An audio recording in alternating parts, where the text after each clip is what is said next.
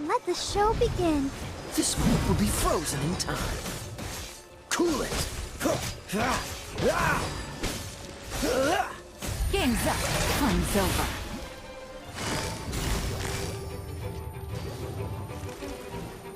Quietly now. Take flight! Embrace the ice!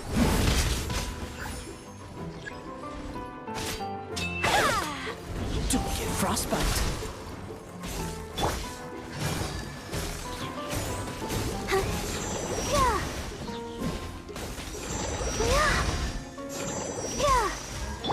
Dodge this. Things are about to get dicey.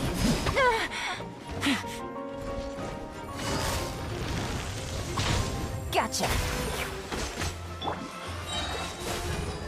Oh, so sorry. What's the hurry? Freeze! I'll protect us. Whirling snow! Yeah! Kamisato art! Sometsu! Pay your dues! Yeah! Hi! Come on! We can do it! Dodge this! Don't get frostbite. Let's dance! Hi! Here comes the catch. No.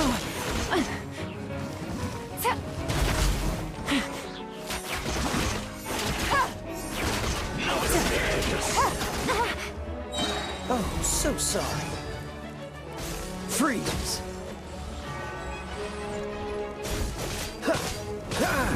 Things are about to get dicey. Busted. Really? Sakura swirl! Take flight!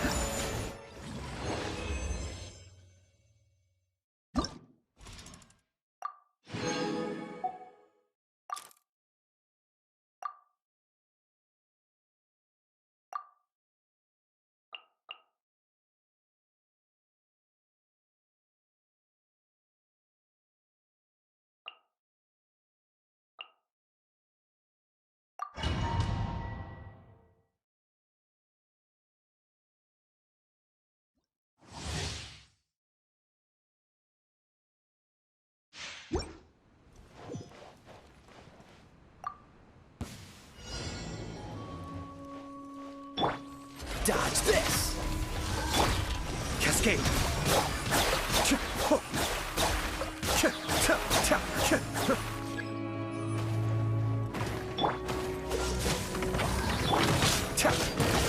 Mind the deluge.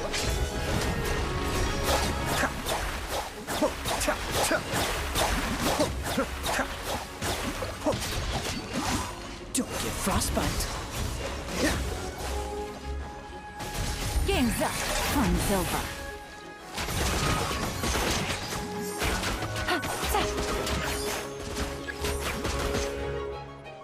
True bomb! Hold that pose! Adept's back.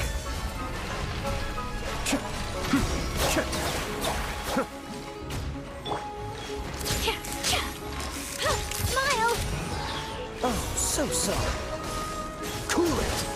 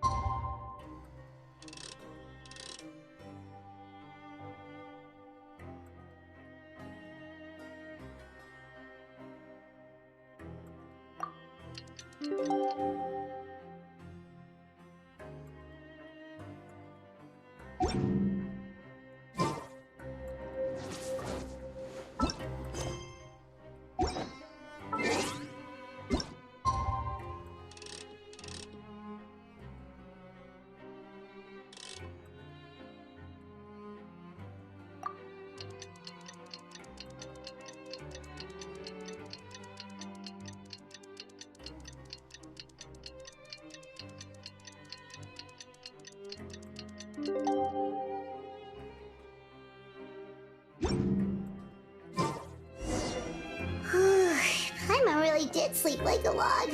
Let's go find Seedream.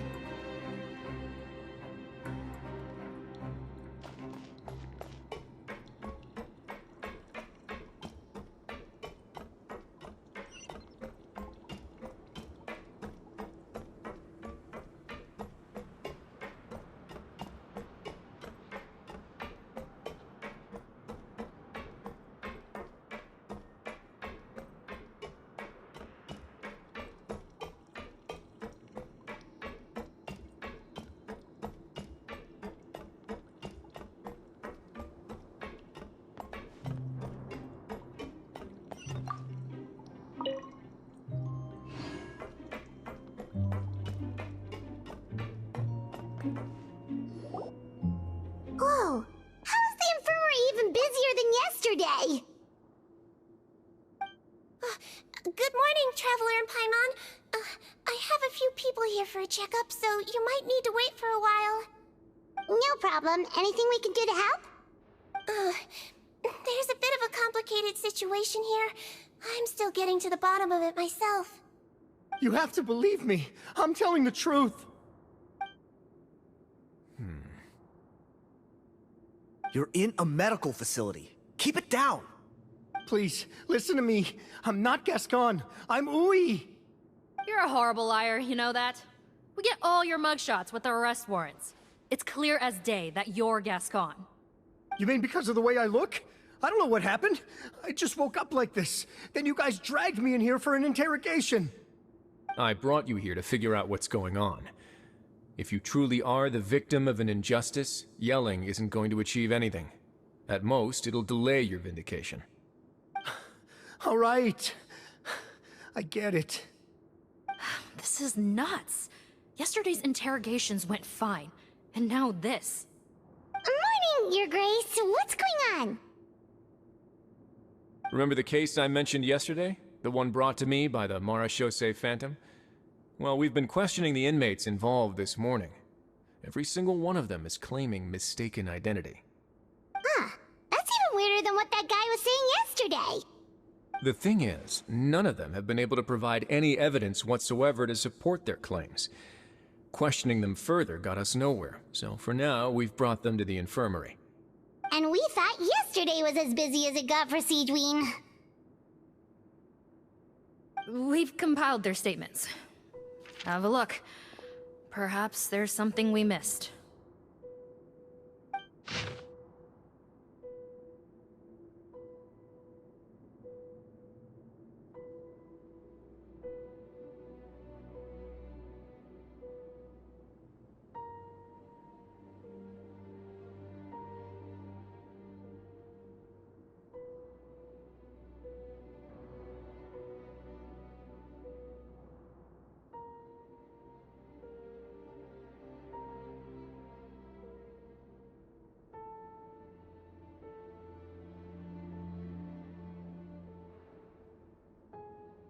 Wait.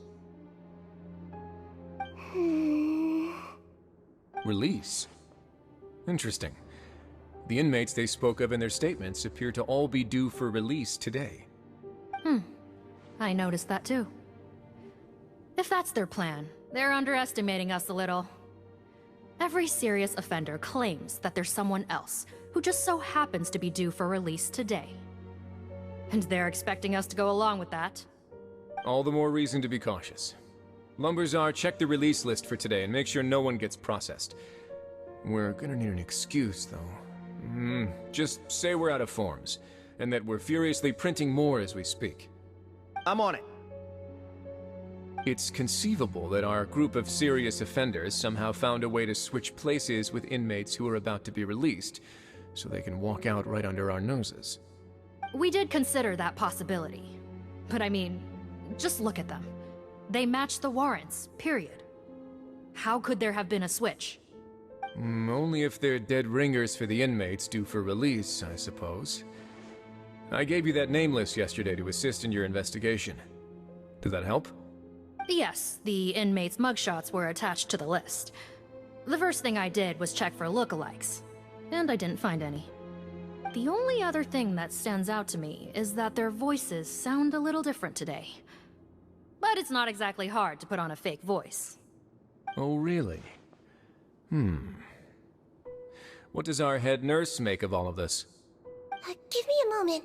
I think I have a way to confirm whether there's been a switch. I know, it's not time to change your dressing yet, but please bear with me. Huh? Isn't that the guy from yesterday? This should be Honore. He has very severe facial ulcers, which require an operation in the hospital at the Court of Fontaine. I authorized him to leave the fortress for medical treatment under guarded escort. Yes, like I told you. I'm not Potton. I'm Honore. So there has been a swap. Well, I can see what happened in Potton's case, but how do you explain the other inmates? You're not telling me their souls switched bodies, are you? No, I believe it was their faces that got switched. The method is a bit like replacing a tooth. Take the bad tooth out, put a false one in. And actually, I think I can prove it to you. Traveler, Paimon, do you remember Eric from the other day? Yeah, sure do. Then you can be my witnesses. To start with, please fetch the inmate who claims to be Eric.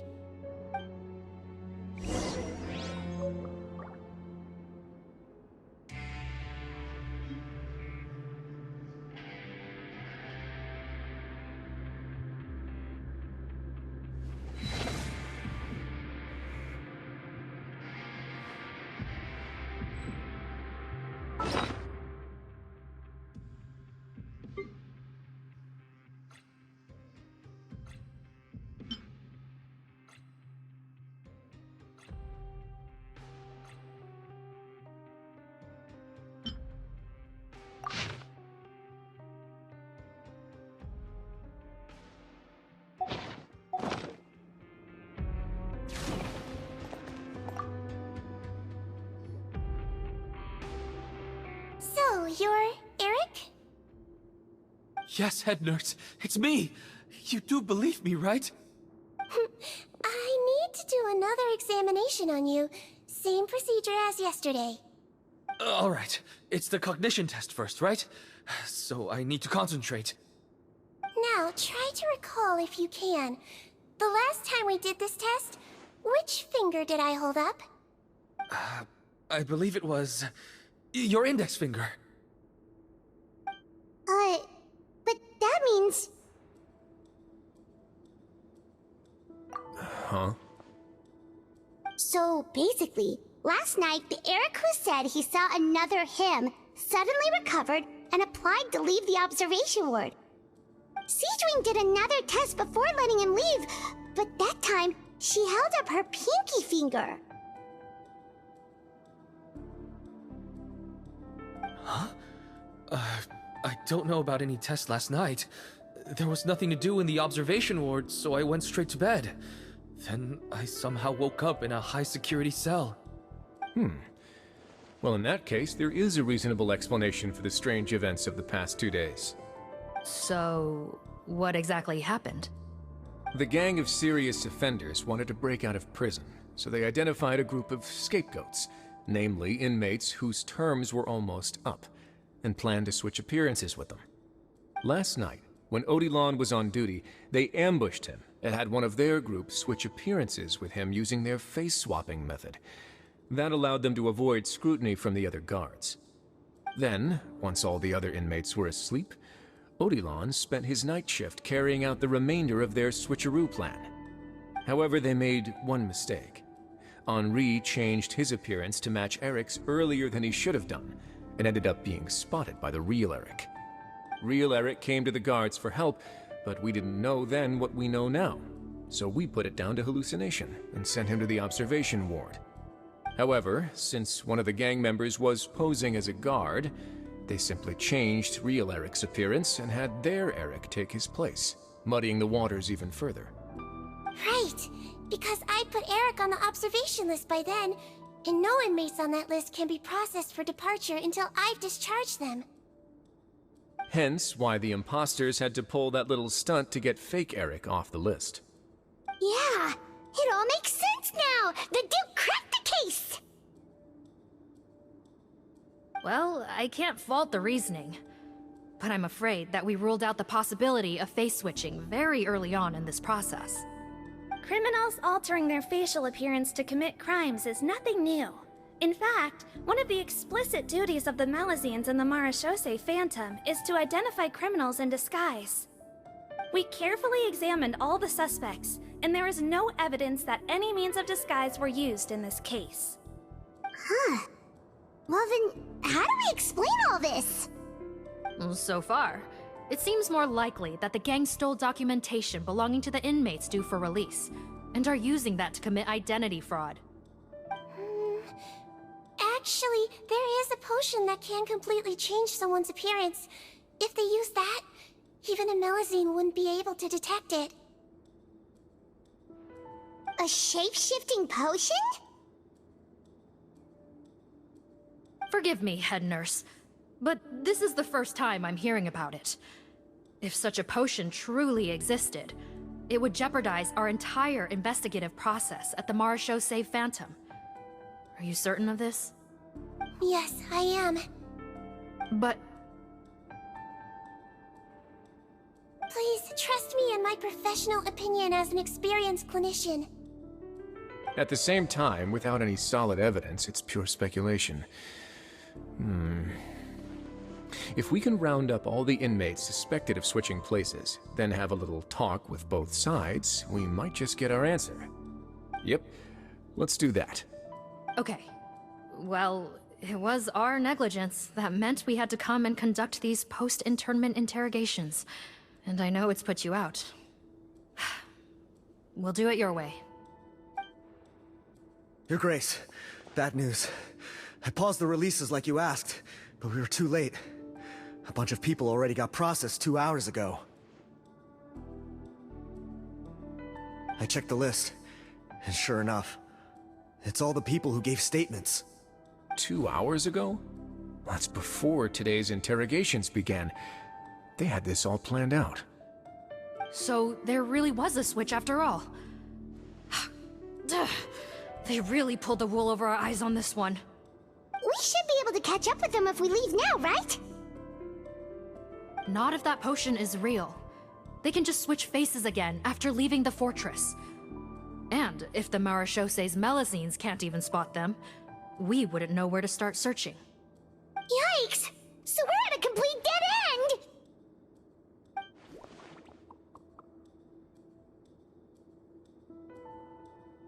Well, technically there is one more lead we could follow up on. We were only able to arrest this gang thanks to the help of a researcher from the Fontaine Research Institute. I believe his name is Rawat. Oh? Rawat? Isn't that the handsome guy we met at that skincare promotion? Handsome? Maybe from a human point of view. I just remember that he specialized in potions. One of the crimes this gang is charged with is the manufacture and sale of illicit drugs. According to Mr. Rawat, they appear to have stolen technology he developed through his research and used it in their operation.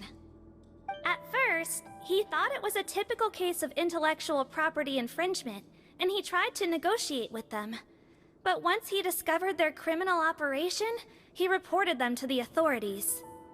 Thanks to his report, we were able to swoop in and arrest them all in one go. What a hero! Bet that took courage on his part. No doubt. This is worth following up on. As the one who snitched on them, it's highly likely that Rawat will be targeted by the escapees. That aside, since he's negotiated with them in person before, there's a chance he'll have some additional information for us. Understood, Your Grace. My team and I will head to the Fontaine Research Institute right away. In the meantime, please keep an eye on the face switch victims for us. Of course. Miss Morgan, I'd like to come along and help you catch these criminals. Huh? Why's that? Well, I'm the one who discharged the fake Eric last night, so I feel partly responsible. Don't say that, head nurse. Your focus was on the inmates' health, and rightly so. We can't ask you to help with arresting criminals. That's our duty. I also have a more personal reason. Potton is a patient of mine, and if I don't get a new batch of medicine to him in time, his condition will get much worse. Look, head nurse, I completely understand where you're coming from. But arresting criminals is dangerous business. And if anything happened to you, none of us can afford to take on that responsibility. Don't worry, I can defend myself just fine. You say that, but still. If I may, Miss Morgan, Siegeween is the one who raised the potion hypothesis, and I'm sure she has far more expertise on the topic than your team. My suggestion would be to bring her with you. And if you really are worried for her safety, then...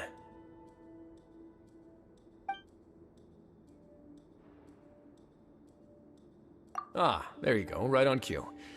Knew I could count on you.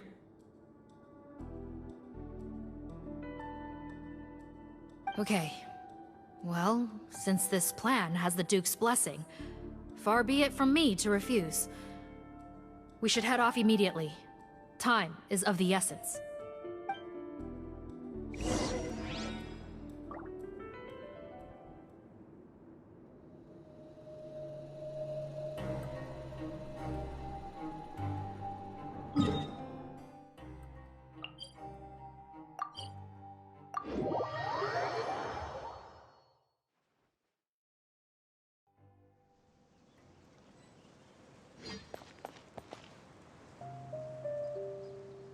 Greetings. Sorry to impose, but I'm afraid we're here on urgent business, and we're gonna need you to cooperate. The Marshese Phantom. Let me guess, you're investigating some more illegal research? Not this time, no. We're looking for a researcher. Do you know where we might find Mr. Rawat? Rawat. Oh yeah, Mr. Handsome, right? He actually doesn't work on site here very often. There's a handful of researchers in the nearby area who know him pretty well, though. You can see what they know. Just a handful? Paimon figured he'd be the most popular guy around. Well, I guess you could say he's popular, at least on a superficial level. He's blessed with good looks, so he tends to make a good first impression on people. But in all his time here at the Fontaine Research Institute, I don't think he's ever had a single deep conversation about his research with his peers. That's no way to make real friends around here.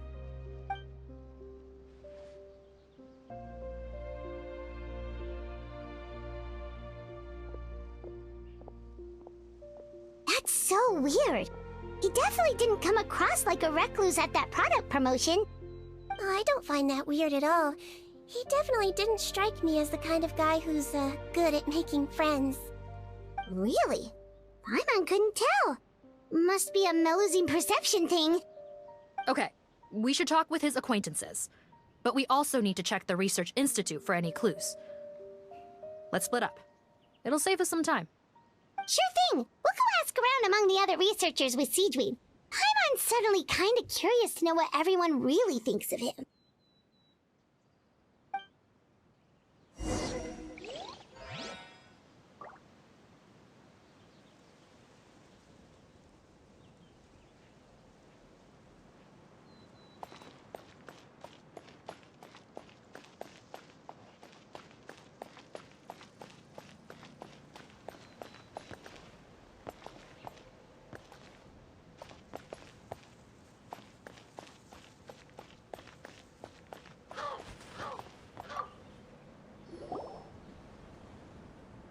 Excuse us, are you Audrey?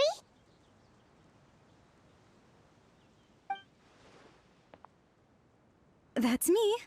What is it? Are you close friends with Rawat? We're trying to find out where he is. Close friends? You mean because I told him I had feelings for him once? I doubt I'm the first or last at the Institute to make that mistake. Why would you single me out as a close friend? I should have known, really. Men like him, they just enjoy being surrounded by fawning women. They're not interested in a serious relationship. Okay. We were just kinda wondering if you might know where we can find him. Why would I know where he's at? I barely know him, and he probably doesn't even remember me. Ugh, this is getting annoying. Shall we go ask someone else?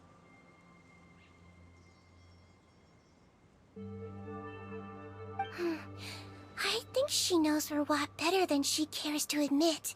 If we leave now, it might be a wasted opportunity. Maybe, but we're not going to get much out of her while she's in this state, are we? She's displaying symptoms common among people in love, if that's what you mean. But I know a cure. It's curable? Oh, we're still no closer to finding Mr. Rawat. Oh, by this point, he could be in grave danger. Danger? Wait, why are you looking for him again? Oh, that's right, yeah! The Marechaussee Phantom said that he's been targeted by some pretty bad people. We need to make sure he's safe. What? How has this happened? He seemed fine when I last saw him, and that was only a couple of days ago. Just happened to run into him, of course. Oh, I see. Well, do you have any thoughts on where he might be right now? Okay, but this is purely out of concern for his safety. If he's not at the Institute, he might be at his mother's place. I heard she raised him alone, that they had it pretty tough financially, and these days she's housebound due to illness. He makes regular trips back home to check on her. Oh, okay. Do you know the address?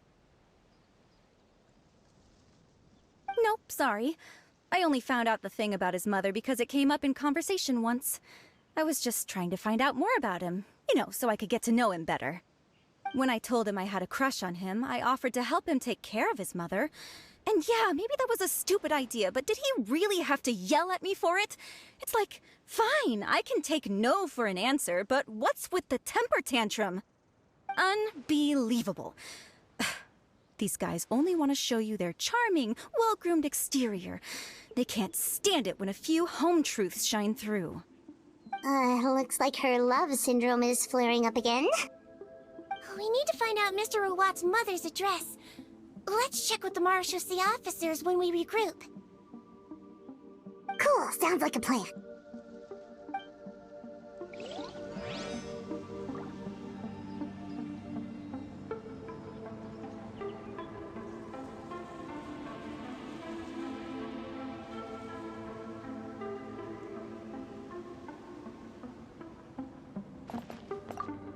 Well, I've told you everything I know. Don't you think it's time for you to go looking for him? Not that I care, obviously.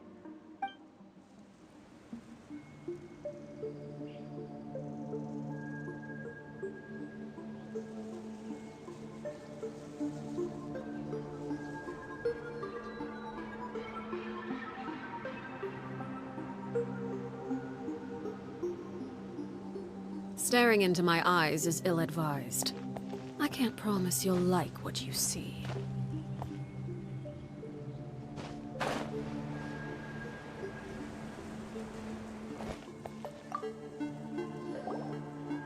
Hey there, are you in Teep?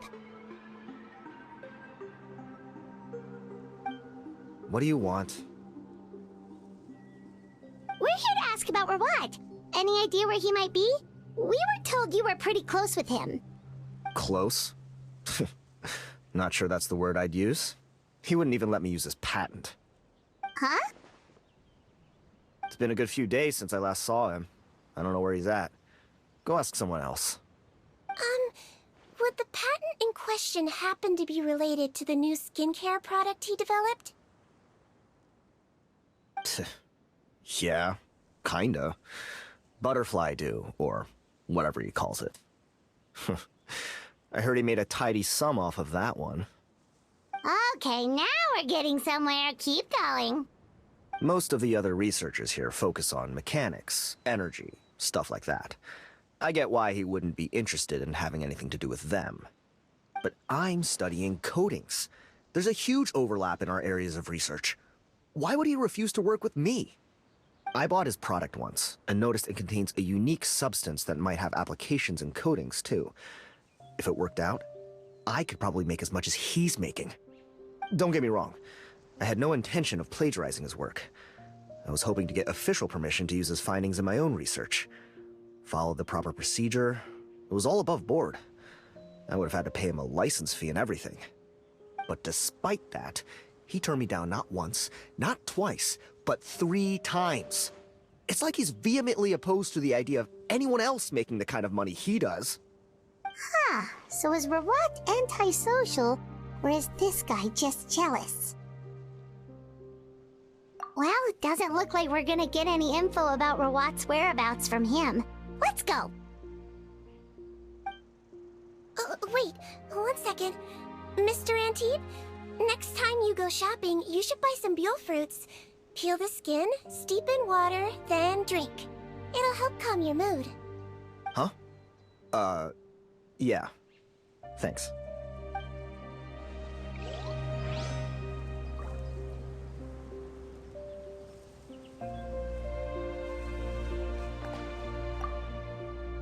Gonna have to cut this chat short. I have a patent application to write.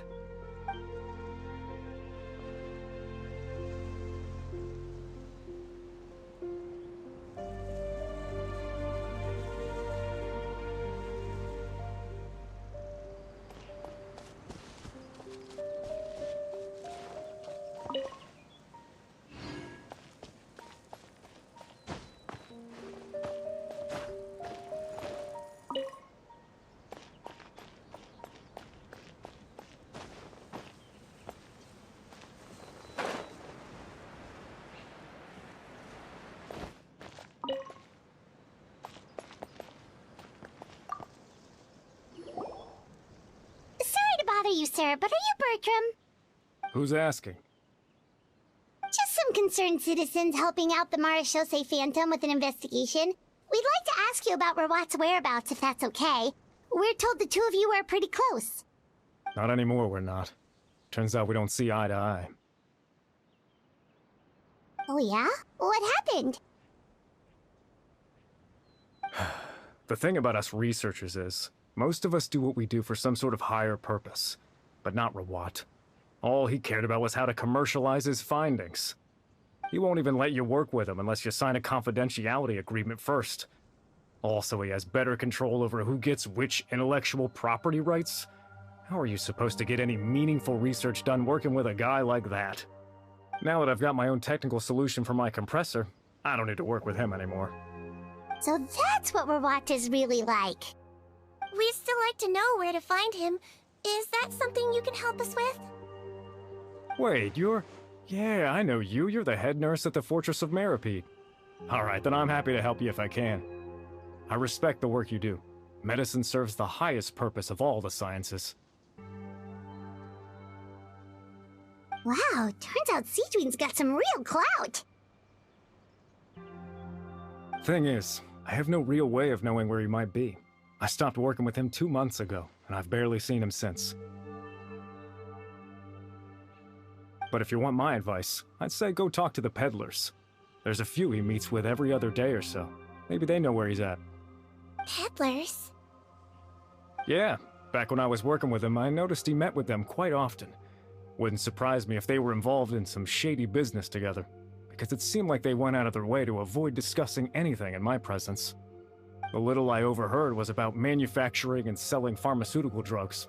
Like I said, he's all about the money. Drugs? Doesn't he work with skincare products? Do those count as drugs? Who knows? I never cared to find out. He's the Morag rubber, not me. Thank you. You've given us plenty to work with. Welcome. Goodbye, and may we both reach new heights in our scientific endeavors. Well, that's all three researchers. Let's head back to the meetup point.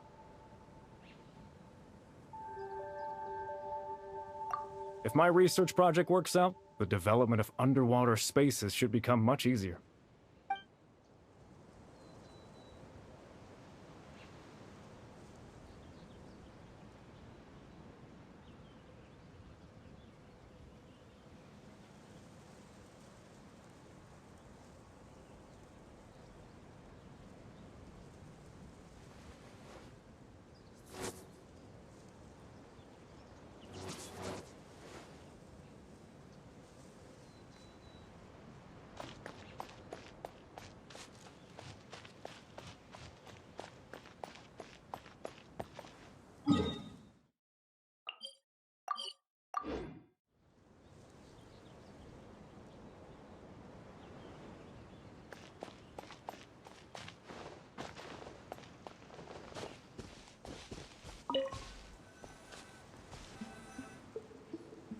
You know, Heimat started out thinking Rawat was a handsome researcher with a friendly and cheerful personality.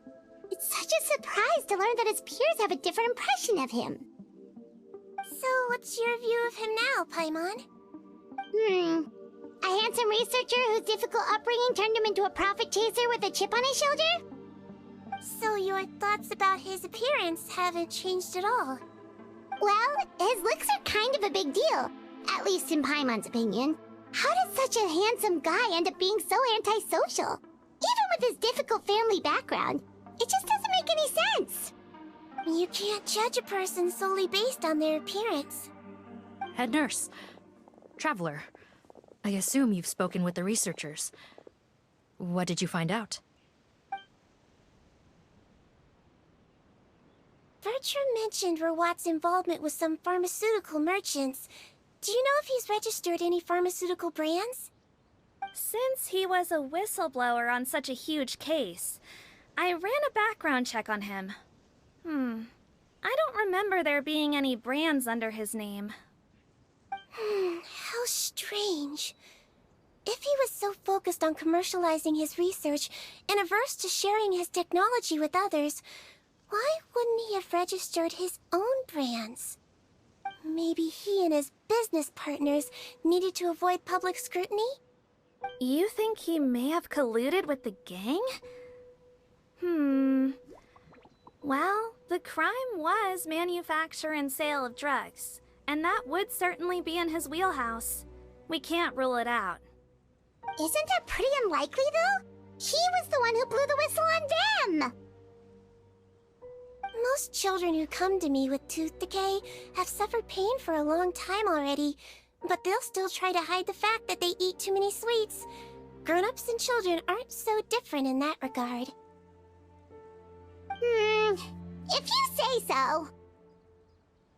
I saw him when he came to make his report, and I certainly didn't get the feeling that he was the type to collude with criminals. Perhaps it's more likely that they were coercing him. You mentioned that he comes from a poor family. So, it's possible that the criminals approached him asking for academic support, luring him in with the promise of riches. By the time he discovered who they really were, he was in too deep. They had leverage on him, so he was forced to keep working for them. I've seen it happen many times before. That does make a lot of sense. It would definitely explain why he was so unwilling to cooperate with his fellow researchers. No wonder he's so unsociable. He must be on edge all the time with a gang of crooks breathing down his neck. In that case, the situation could be worse than we thought. If Verwat was working with the escaped inmates, they're sure to know more about his whereabouts than us. Oh, there's a good chance they'll get to him before we do. Based on the information we've gathered so far, he was last seen 2 days ago. If no one's seen him since, maybe we're too late. 2 days ago? So he went missing right after that product promotion. That was the same day he reported the criminals, too. Not a good sign. Don't worry, everyone. I believe we still have a chance. Since he disappeared right after blowing the whistle, it's likely that he's gone into hiding. Yeah, he must have been worried that they'd come for him. All the more reason to find him as soon as possible. The only lead we have at the moment is his mother's house, which you mentioned earlier. Seath, think you can find the place? Yep. When you register a brand, the Court of Fontaine requires you to provide a legal address. The one Rawat wrote down was in the outskirts of the city. That should be the place. Okay, then there's no time to lose. Let's move.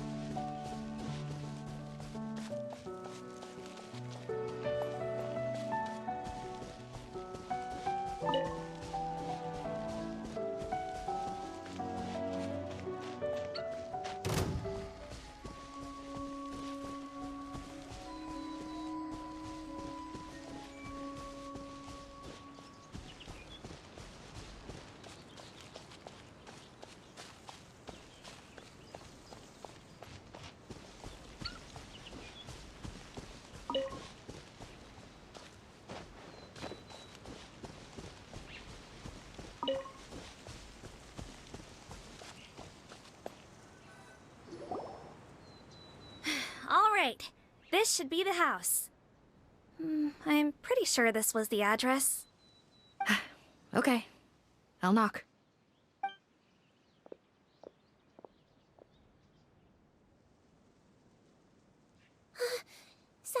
whoever's inside has restricted mobility. Oh, it seems serious. Oh, what's the fastest way to get this door open? Break the door down? No, I'll handle it. Let the expert deal with it. There'll be a mountain of paperwork if we damage a citizen's property.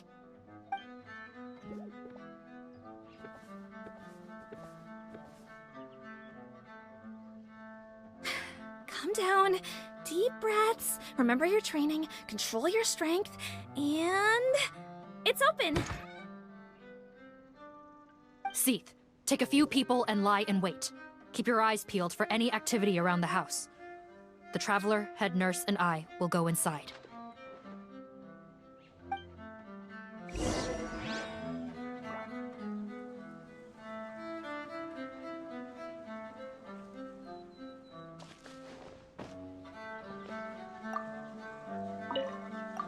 No, don't look this way.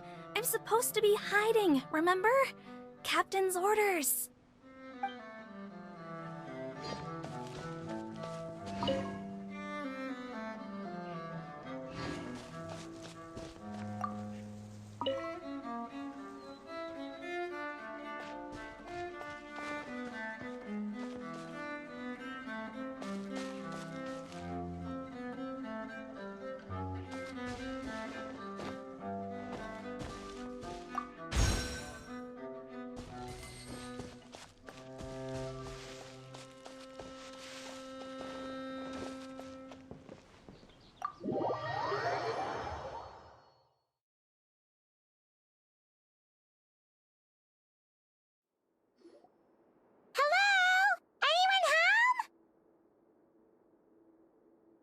Oh, there.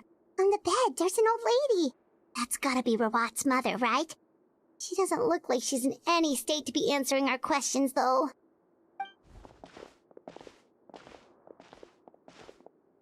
We could try, but she is very ill. We mustn't force it. Well, doesn't look like Rawat's here. She's the only one we can talk to. Yep. Allow me. Hello, ma'am. Might I ask if you're Rawat's mother? We are trying to locate him.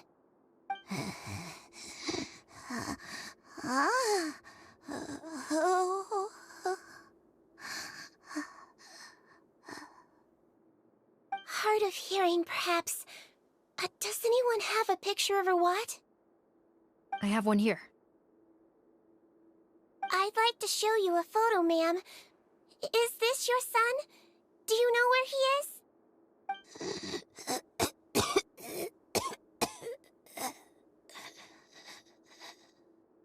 Looks like this isn't gonna work after all.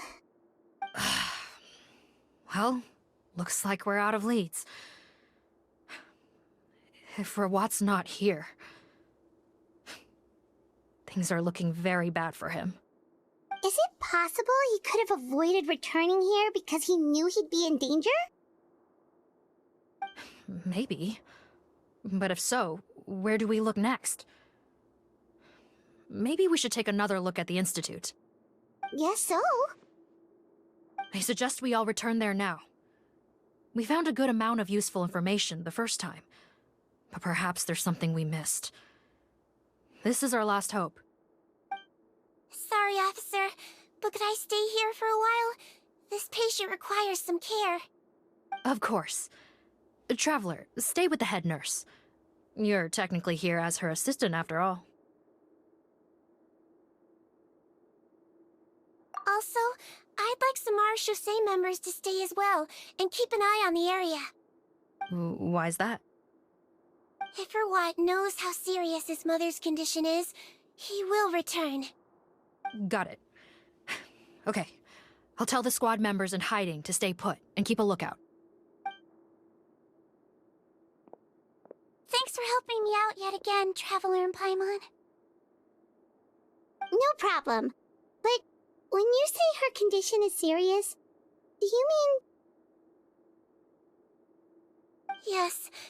She's barely clinging on to life. Oh. Let me take care of a few things first. Could you pass me the towel over there? Yeah, of course.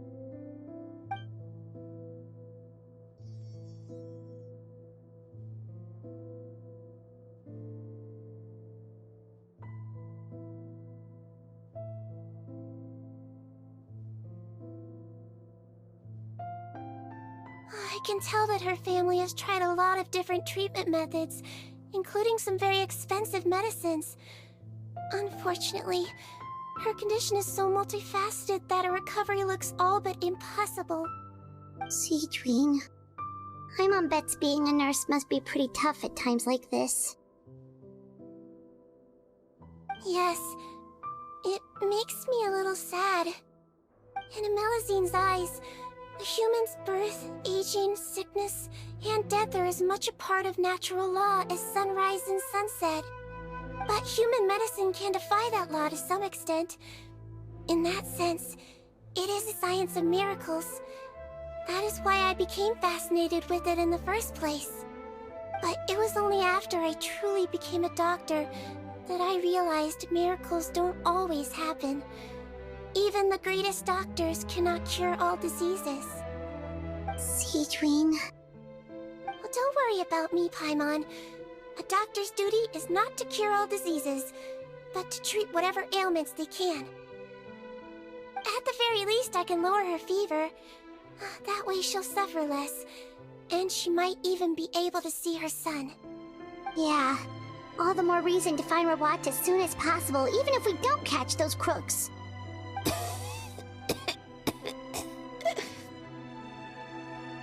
Oh, her fever is getting worse. Could I get some hot water? Sure, we're on the case.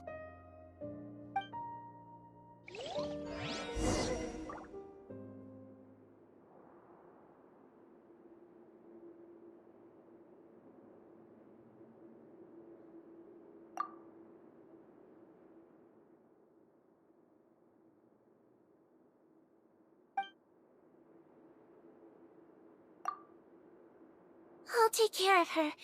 Fetch me some hot water if you would.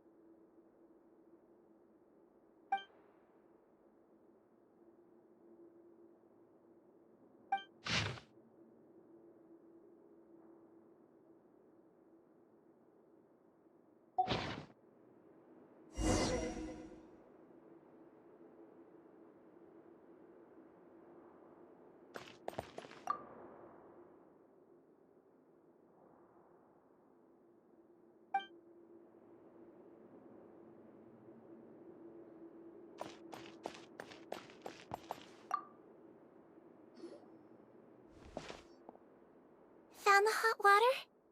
Sure did. And look what else we found. Judging by this journal, it seems like Rawat has a private lab. There's a good chance he could be there right now. We gotta go tell Officer Morgan right away. Oh, that's great news. But hold on just a moment. The wet towel is ready. I'm giving you another injection. Are you feeling better now?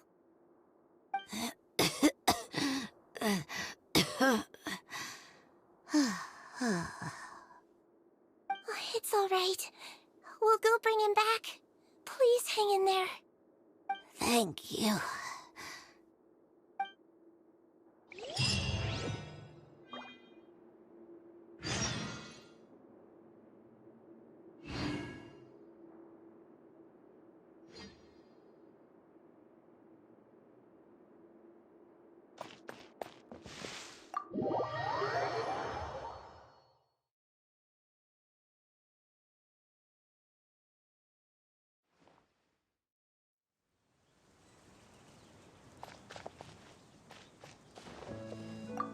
No, don't look this way.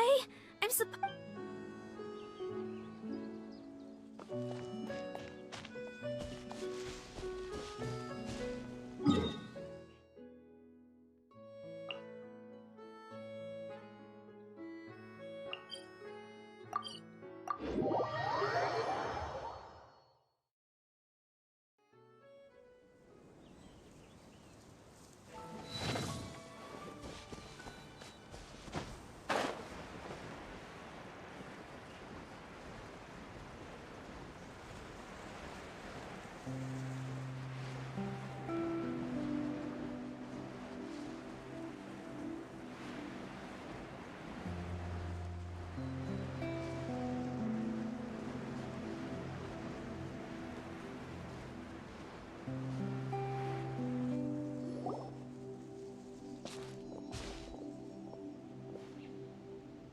It's Officer Morgan! They're already here!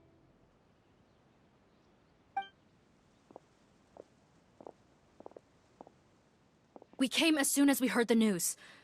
I can't believe we were so careless. The most crucial information of all was hiding right there, in that room. And we missed it. Don't blame yourself. Right now, we need to focus on finding a way in. There's a mechanical door over here! Hopefully the instructions in Rawat's journal will help us open it.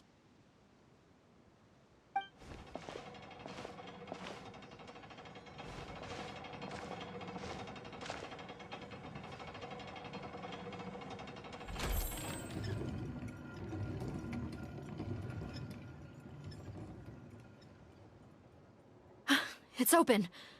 Let's go in.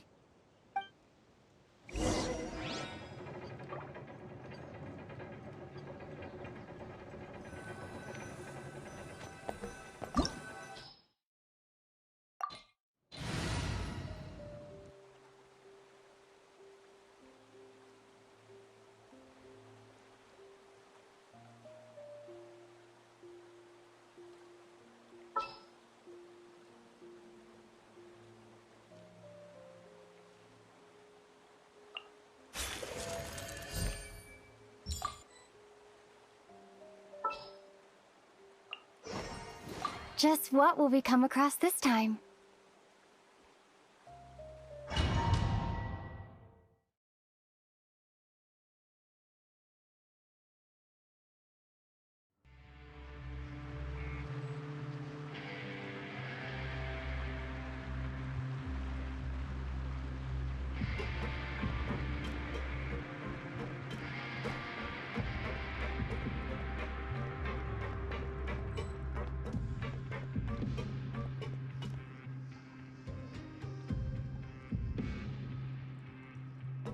How did they get in here? Captain, up ahead! Those look like our fugitives! So they found this place too? Don't let any of them escape! Floaty floaty!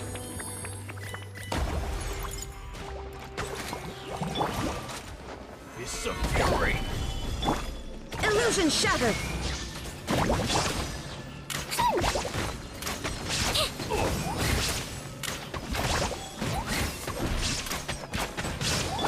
There is no escape! Stabilize!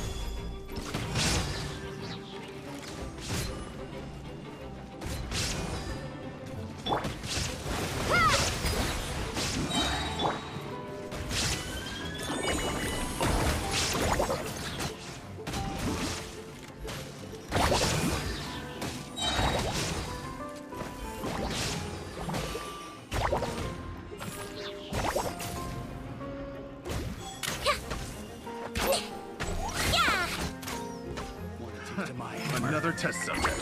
That Tingle? He might feel a little prick.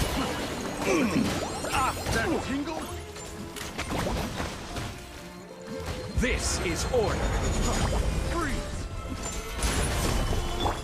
Shine down! Fire! That Tingle? With rocks. Coming at ya! Watch out! That Tingle? Yeah!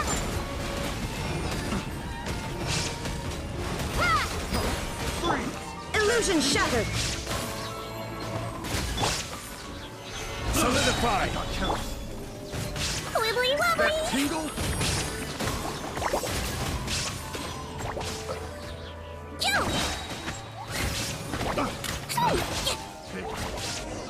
Test subject.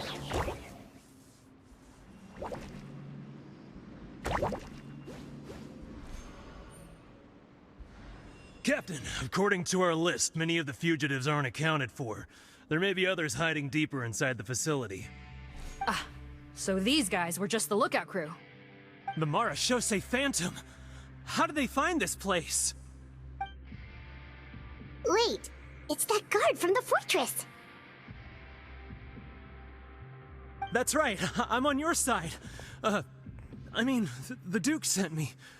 What's the matter? Some sort of mix-up? Mr. Odilon, didn't I tell you a few days ago that you need to stop all field work until you've recovered? Ah, well, you know, gotta help His Grace out. Share the load. Officer Morgan, this man is an imposter. The real Mr. Odilon has no recent health issues. What? But I... Looks like the head nurse was right about the face-swapping method. Arrest them all! DuPont, stay here and keep guard. And watch the exit. If we're not back soon, call for reinforcements. Got it.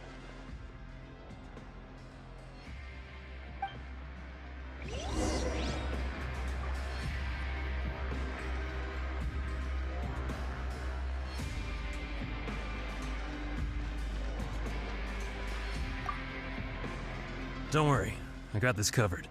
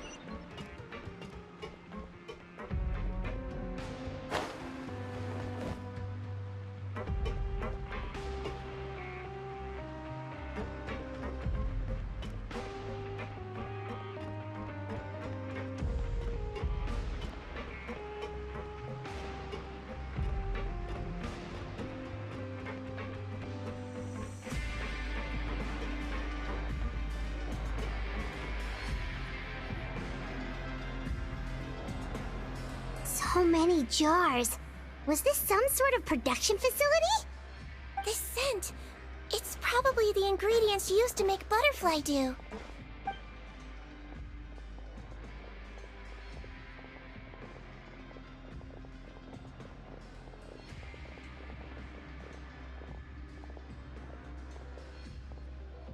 How come they're all empty? Did it sell so well that he ran out of supplies? How strange. Why would Rawat choose to manufacture a popular product like that in such a difficult-to-reach location?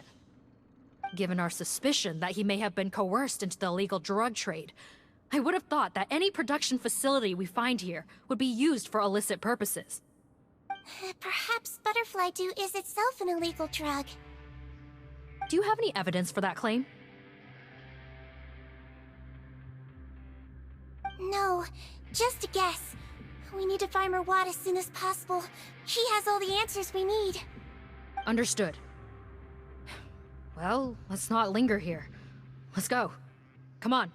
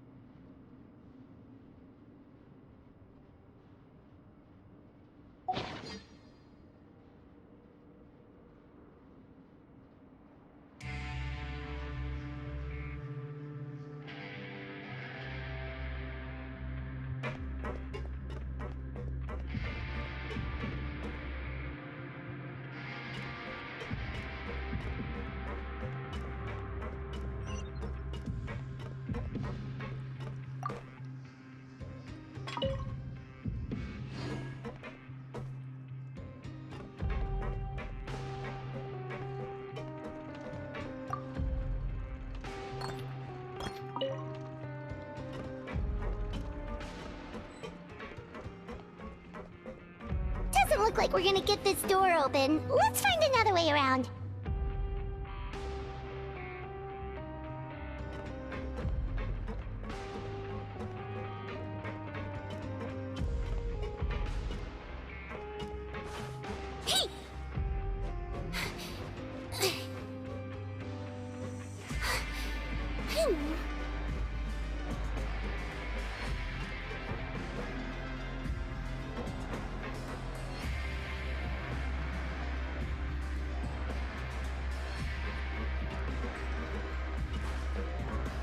This one's closed too! What's with those cards and tracks? Oh, maybe it's one of those doors that opens when it senses cargo passing through. There's a loaded cart right over there. Let's bring it to the door and give it a try!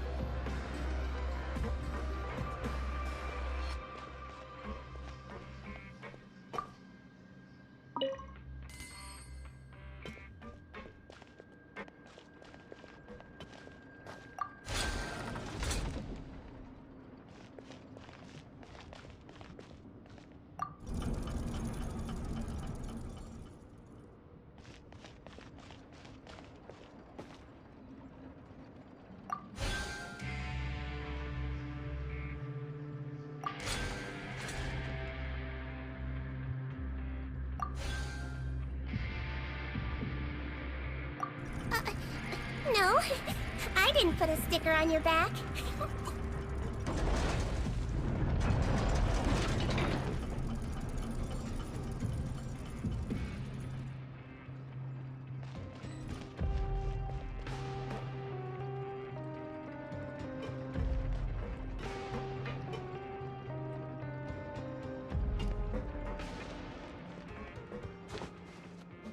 Huh?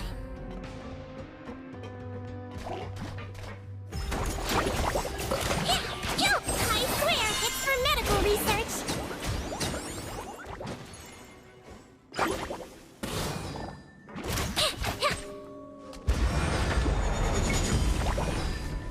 Stabilize! There is no escape!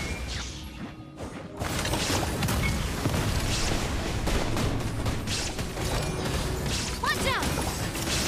Watch out! Illusion shattered!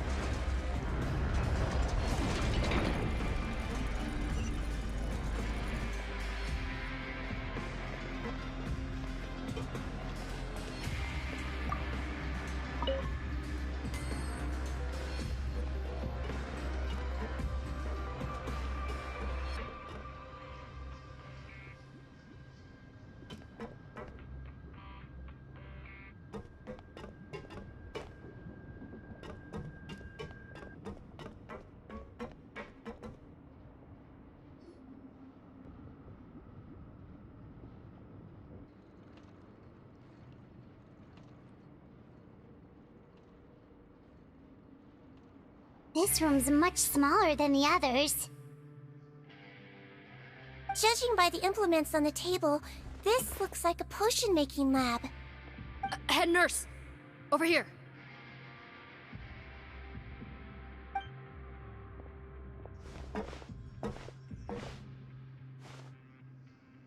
Let's see. Huh? Robot's clothes? Why would he change here? Perhaps they stripped him down, left the clothes behind, and disposed of him somewhere else? Yikes, Siegeween, where did that come from? Oh, what a tragic way to go. Especially with such a bright future ahead of him.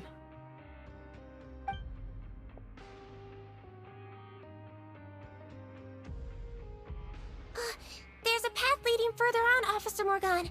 Let's keep up the pace.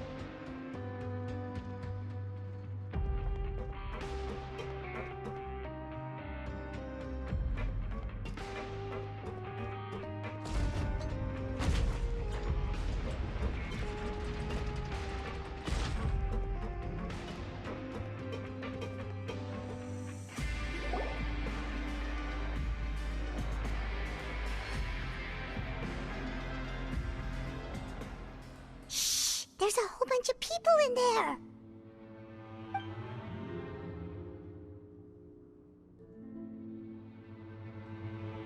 Are you serious? You're telling us that within a day, our faces are going to rot like yours?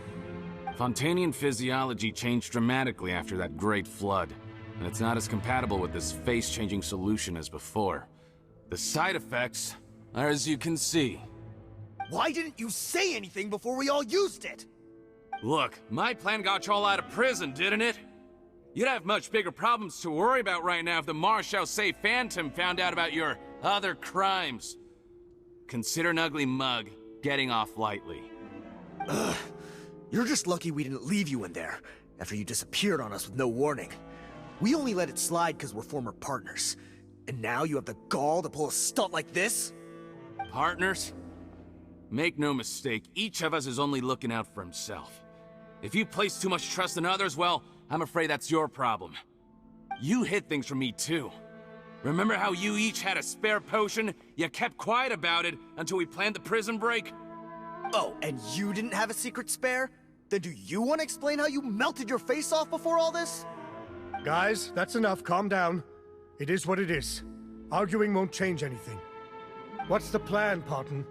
I'm assuming you brought us here for a reason? There is no plan. We followed him here on the promise of more juice, but it turns out there ain't a drop here. Besides, what does it matter now anyway? He already said, even if we did get our hands on more of that stuff, switching faces again solves nothing. They're still gonna melt off eventually. I said enough arguing! Parton, tell us the plan. The most practical solution is to continue using the potion. Keep switching to a new face before the ulcers can start forming. Are you kidding me? This stuff was hard enough to get a hold of even when we had a supply. Now you're asking us to use it like skin lotion, after the flood all but wiped the supply out? Well, there is another option. But you'll have to make a deal with me first. Okay, now we're talking. What's the deal?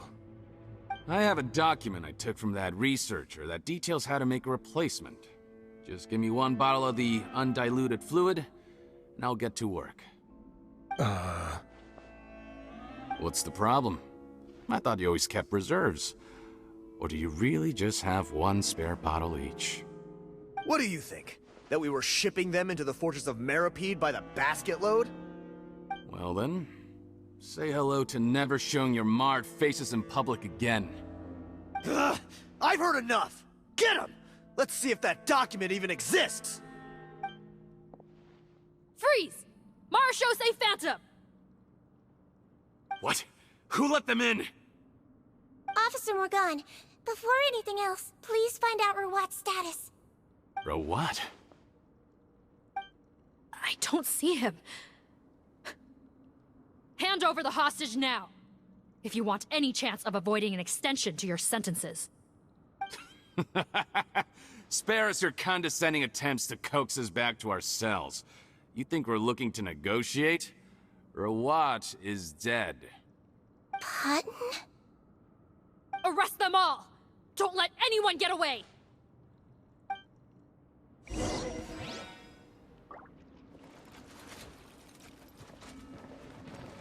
Let's blow bubbles! Wipe out! Solidify! This is order.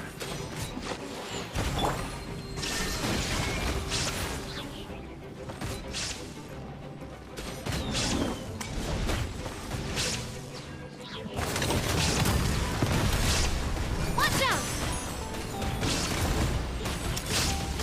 Don't be nervous. Just relax.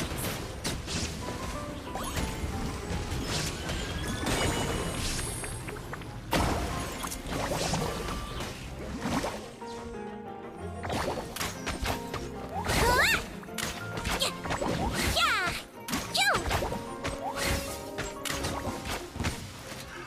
Order guide you. Stabilize. Shine down! Proper send-off! From the Stino to the... Hey there! Coming at ya! Ha! I swear, it's for medical research!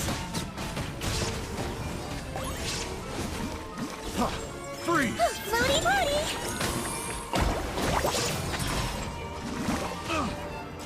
Phone's away! Go!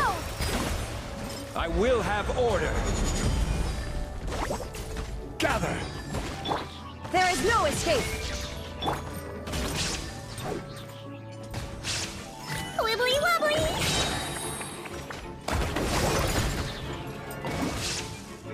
Attack! That's the way!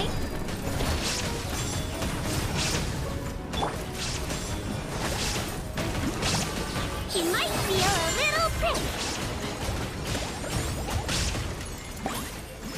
Floaty floaty! That wasn't very nice!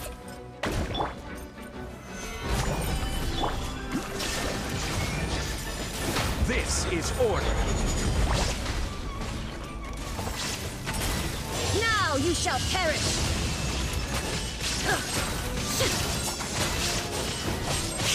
Ha! Illusion shattered! Wibbly wobbly!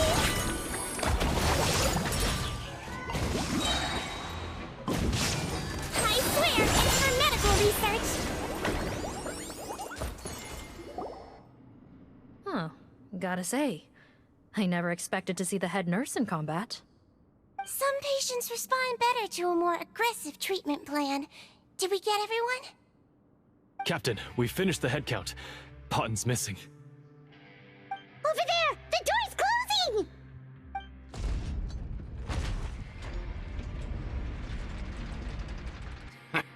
One group trying to arrest me, another trying to hunt me down. Good. I gotta kill two birds with one stone. How did he get up there? There must be a secret passage somewhere. Find it! Don't waste your energy. I already sealed it off. How naive. We have more people outside. If we're not back out by the agreed time, they'll come to our rescue. Well then, you'd better hope they get here in time.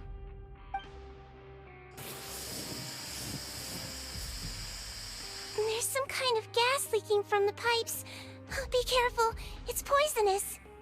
This is our distribution center, where we store the product derived from our source solution. We had to use special fire prevention methods to prevent contamination. The pipe network here was designed to emit a gas for firefighting. One little modification later, and it makes an efficient death trap. Why would you do this? Your partners are here too. Oh, please. If they can't supply what I need, they're of no further use to me. Besides, I can't have them exposing my potential whereabouts. He's a maniac! Come on, we gotta find a way to open that door! Go ahead, struggle in vain. Once the last of you croaks, no one will ever find me again. So long! Are you sure you're ready to leave, Potten? You haven't changed your dressing today. You can't cure my face, just give up. And what if I could? Nice try. You're just trying to stall me. Don't you worry about me. I'll find a way to cure my face once I get out of here. Oh, I doubt it. After all, Fontanians can no longer dissolve in primordial seawater. What the... How did you... The key component of the face-changing potion is the fluid left behind by dissolved Fontanians. It might look like ordinary water, but it has some unique elements in it. Before the flood, all Fontanians were oceanids, physiologically speaking. A potion made from that fluid could dissolve and reconstruct the face of a Fontanian, in much the same way as hydroidolins change form. Theoretically, it could give someone any appearance they wished. But since the flood, Fontanians have become true humans. They can no longer provide the source material for this potion, nor reap its benefits. Are you saying this potion is made from Fontanians dissolved with primordial seawater? Then their crimes are far worse than I thought. How could you know all of this? No, wait. Of course! Well. So that's why you have a human appearance.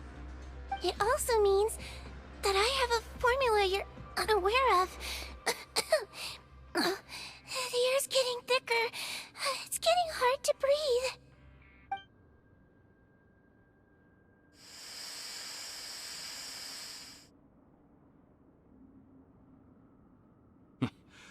I might get to make a deal today after all. Alright, keep talking.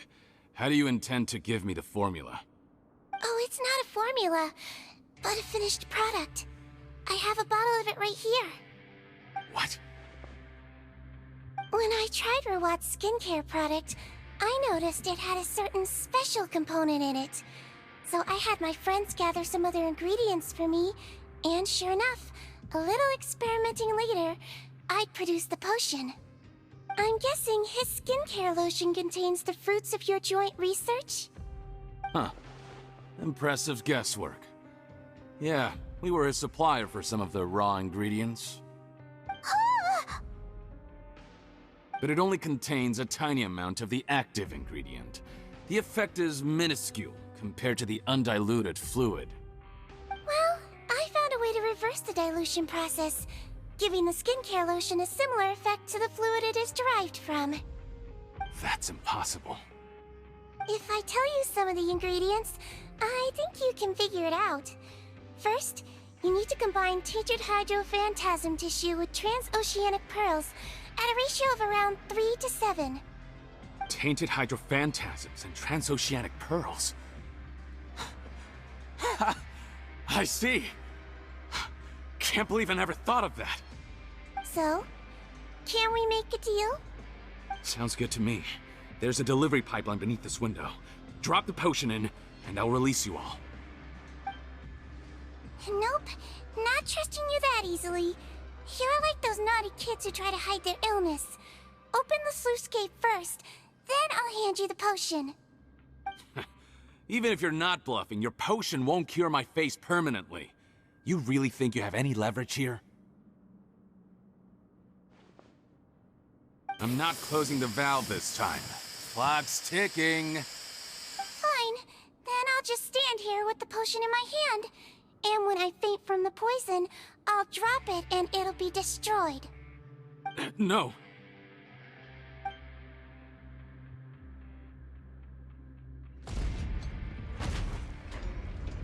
It's open! Disable that sluice gate! Jam it! Don't let it close again! That's more like it. In that case, a promise is a promise. Head nurse, there's too much poison gas in here. We have to leave, now!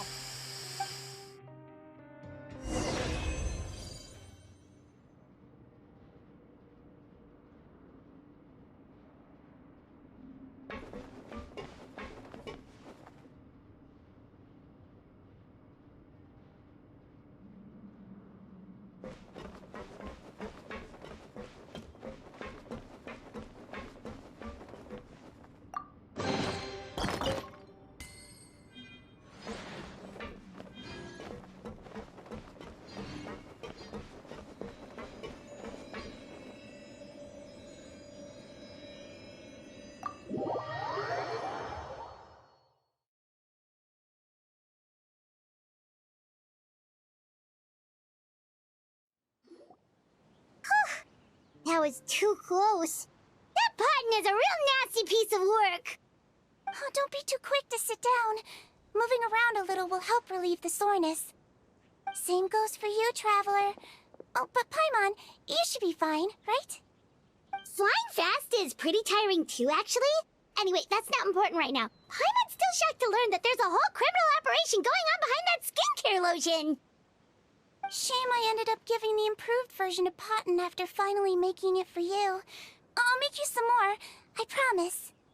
No, please don't. Paimon doesn't want to use that stuff anymore. Still, it was a pretty good job that Paimon wanted to buy some in the first place, huh? It ended up saving everyone's lives. That's gotta count for something. Yeah, Paimon was just kidding. Head nurse, I've done a final head count of our team and the criminals. Everyone's here and doing fine. We're ready to escort the fugitives back to the fortress of Meripede. It's a shame that we didn't find Rawat. At this point, I'm afraid he's probably deceased. What a horrible bunch. Especially that Potten guy. If he hadn't made good on that deal, we'd all be dead because of him. No, we wouldn't. I always keep a whole bunch of antidotes on me for emergencies, and one of them neutralizes that poison gas. We'd have been fine, even if you hadn't opened the gate. What? Then why did you give him the potion? If this is true, I must concur. Sorry to be blunt, but I think you made a bad decision by handing him that bottle. If he changes his appearance and flees Fontaine, it's unlikely that we'll ever find him. No matter how cooperative his accomplices are when we question them. No, you don't understand. I gave him the potion precisely so we could be sure where he'll go next. What do you mean? We gotta hurry. She won't last much longer.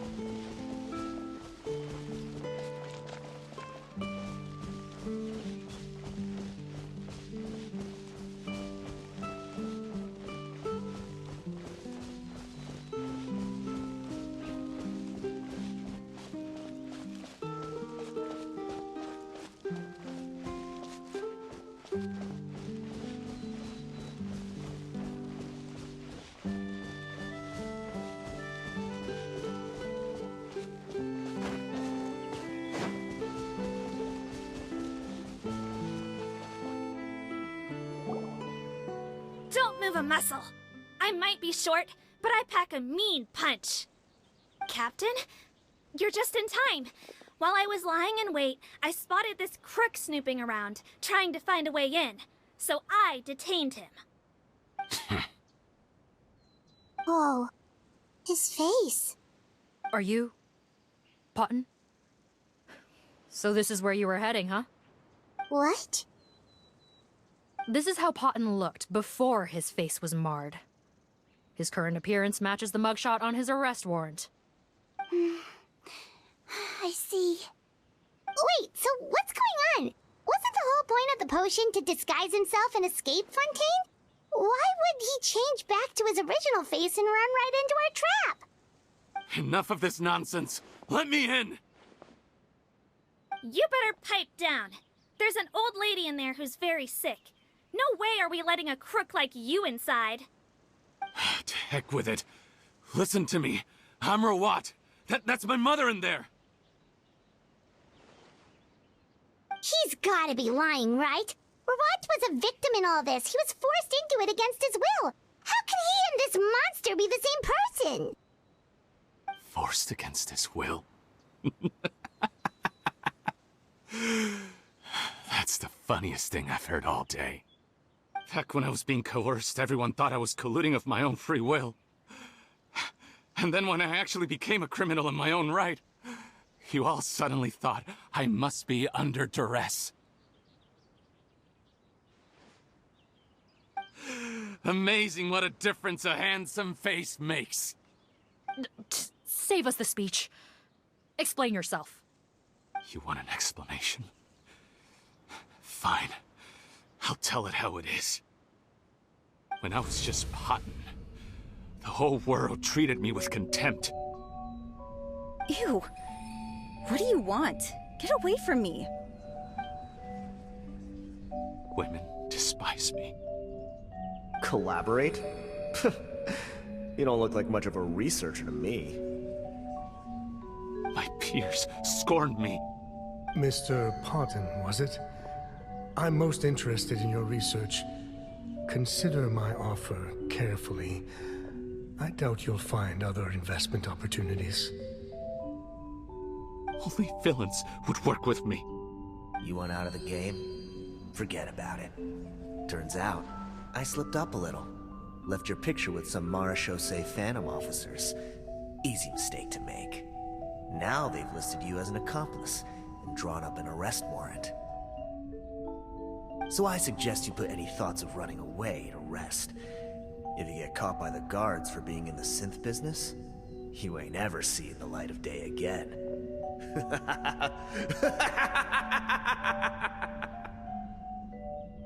There was no way out for me.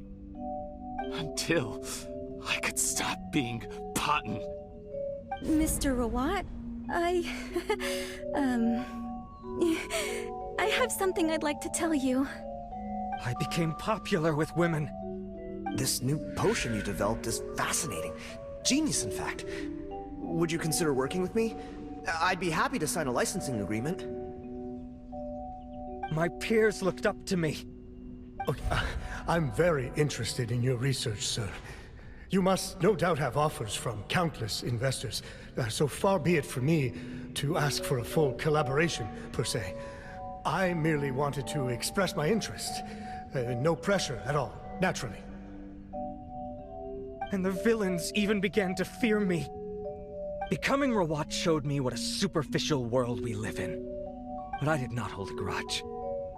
After all, this superficiality could be made to work in my favor. Or so I thought.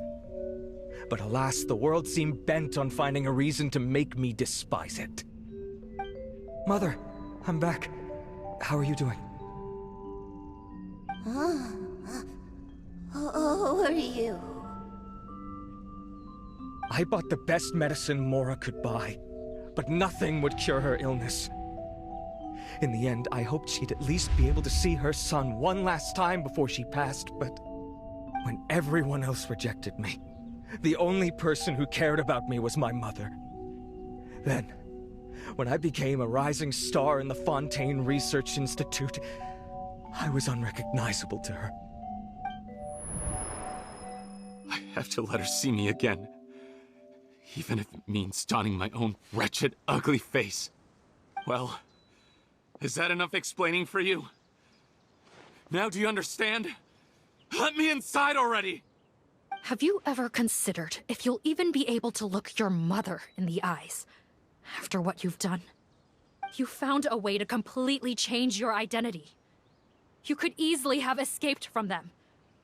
But no, you chose to keep working with them. Why would I want to give up on such a lucrative business? The profits were dozens of times that of the synth business, and it was all above board.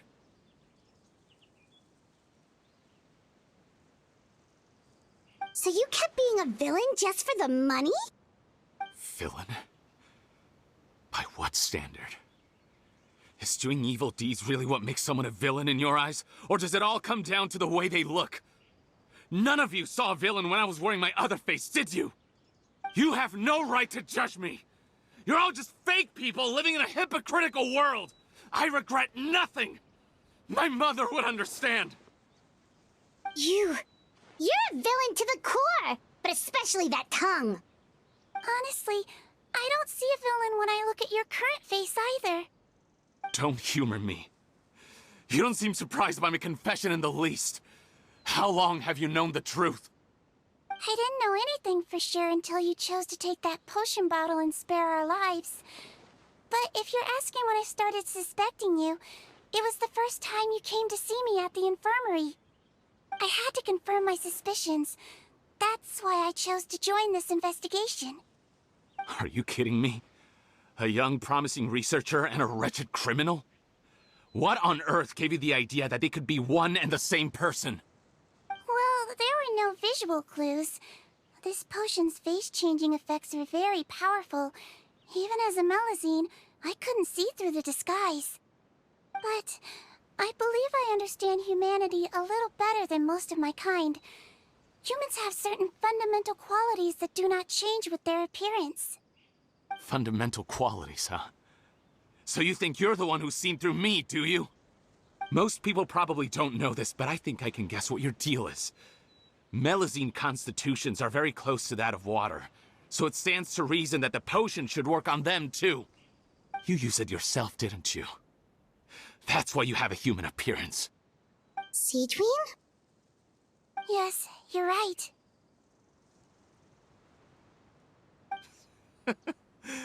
I'll bet it was back in the days when Melazines were discriminated against because of their appearance. It was either carry on living in the gutters as part of an alien race cast out by humanity, or become the head nurse of the Fortress of Meripede, revered by all. Not a hard choice to make. It's a no-brainer. So you see, you and I were the same. And I'm the one who saw through you! That's not important right now. You came here to see your mother, didn't you? Well, I can grant you your wish. Huh? Head nurse, I'm not sure that's a good idea in his current state. Don't worry. Back in the warehouse when I traded the potion for our lives, I was doing it to test him. He was willing to risk sacrificing his only chance of escaping capture by opening the gate in exchange for the potion. Also, he could see his mother again.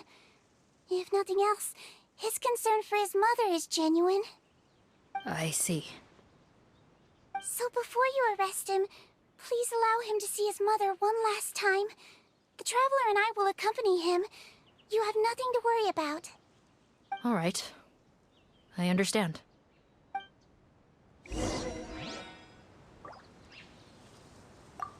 I don't trust this guy much. Be careful. Join the head nurse inside. If he tries anything at all, shout.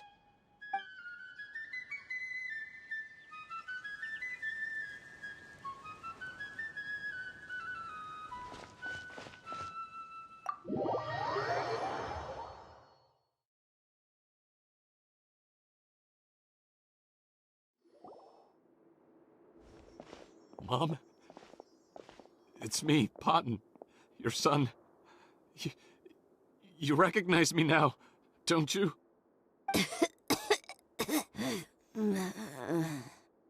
Mom, what's wrong?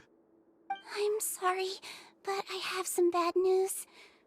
I examined your mother last time we were here, and it appears that due to her prolonged fever, she's lost her eyesight. What? Your appearance no longer has any bearing on her ability to recognize you. But there are always other ways to remind our loved ones who we are. Wouldn't you say? No, it can't be. Please, Mom, open your eyes. It's me, your son, Potton. If you really can't see my face, then here, take my hand. Tell me you feel your son's hand. I've done so much to get to this point. Please, you have to recognize me. No. The temperature of his palm must have changed. I'm sorry. It seems I couldn't bring him back to you after all.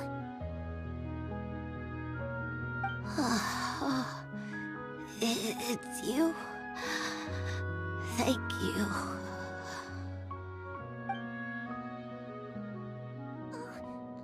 Of course. Mom, why will you answer her and not me? Why?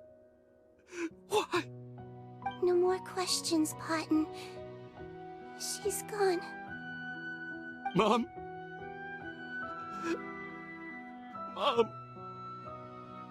I'm sorry to say this, Potton, but you and I are not the same.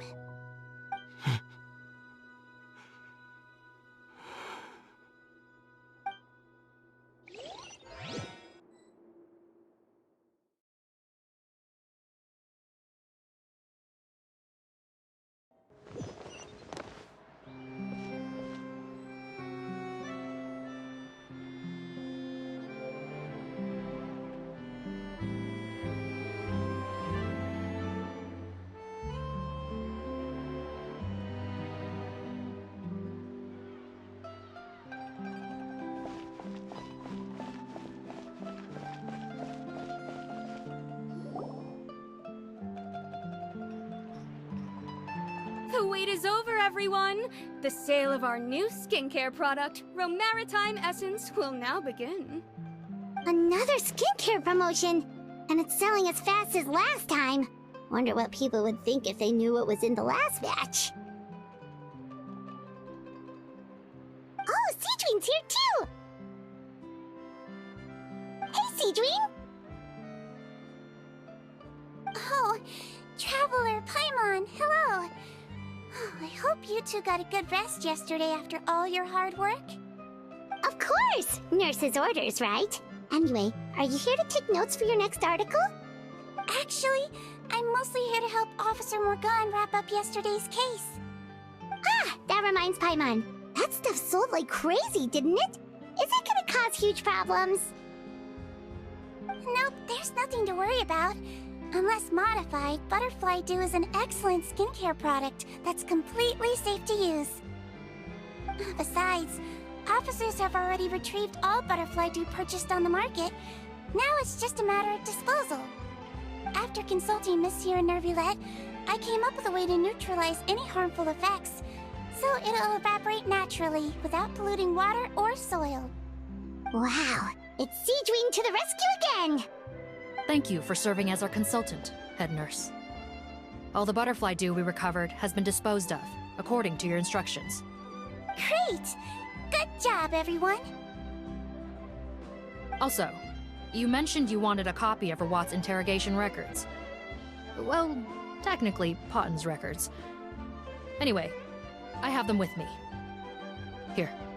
After he saw his mother for the last time, it was like all his mental defenses came crashing down. He put up no resistance during the interrogation, and answered all our questions. We learned a lot. Apparently, The formula was something he discovered by chance, while helping the criminal gang produce synth. Later, he came up with the idea to dilute it, and use the resulting substance as a skincare product. Their supplier was Vache, but you could also argue that they were the ones doing him a favor. His operation helped Vache's gang dispose of an enormous amount of evidence. It made for a seamless collaboration. One man's trash was another man's treasure, and there were no loose ends. It's no wonder we never noticed what Potten's gang was up to. Vache again, huh? Is there still no end to the harm he caused? Make no mistake. The crimes of Vache and his accomplices will come to an end. It's only a matter of time. Since the flood cut off their supply of primordial seawater, they've been forced to resort to riskier methods, like using their private reserve to attack people on the street. Naturally, those attempts all ended in failure. After receiving numerous reports, we were able to zero in on the gang and eventually round them up. That sounds more like it. Based on what he told us in his confession, we pretty much had him backed into a corner, even though he made a point of distancing himself from the gang while disguised as Rawat. He tried to throw us off his tail by reporting his accomplices, giving him enough time to transform back into Potten and see his mother one last time. But there was one thing he hadn't anticipated. Even though Potten had been missing for a long time, we were very much still on the lookout for him. So the moment he appeared in public after changing back to his original appearance, we caught him. So he tried this once before, huh? Guess he really did want his mother to see him again. But in the end... Looking at the interrogation records, it seems like he spent the first sum of money he earned as Rawat on his mother's treatment. Yes, which is why I suspect that his initial motive for using the potion was not personal greed, but a desire to become somebody who had the power to save her. Even so, he went too far. In the end, he got what he deserved. I understand. Thank you for bringing me these records. Why did you want them anyway? Potten was one of my patients, so I need to put together a medical file for him. My teacher always stressed that a person's life experiences are just as important to their file as their medical history. Why are you still treating him like your patient? Isn't he kind of beyond redemption now? That may be true, but a patient is a patient, regardless of the choices that bring them to my care. One last thing, head nurse. Please keep everything you know about this potion a secret. It would be for the best if most of Fontaine knows nothing of its existence. I know my fellow officers and I will be able to sleep easier if that's the case. Of course. Not to worry. Thank you for understanding. I'll take my leave then. So, Seedween, did you really use that potion yourself? Why do you sound so surprised, Paimon? I told you all about it. It was quite a while ago now. You mean that story about the witch and the potion? So it was really, actually, genuinely a true story? Yes, it really, actually, genuinely was. But...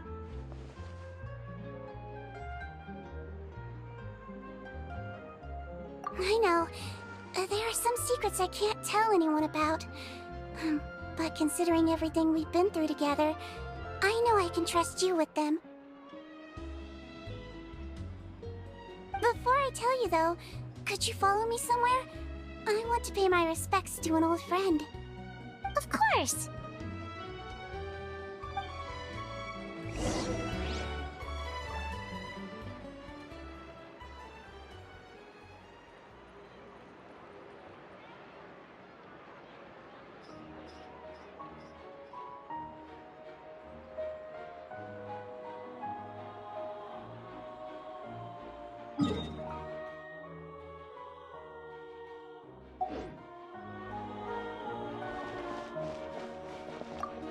Stocks are running low, so purchase soon to avoid disappointment.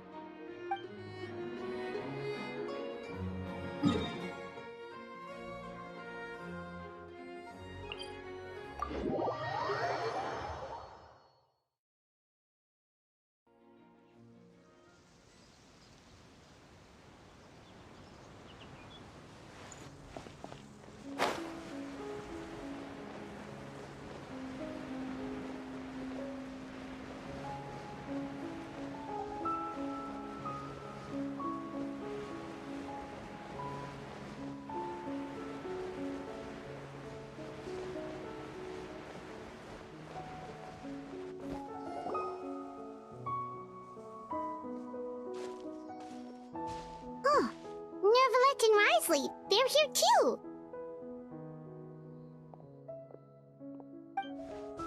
Good to see you, Traveler. Paimon.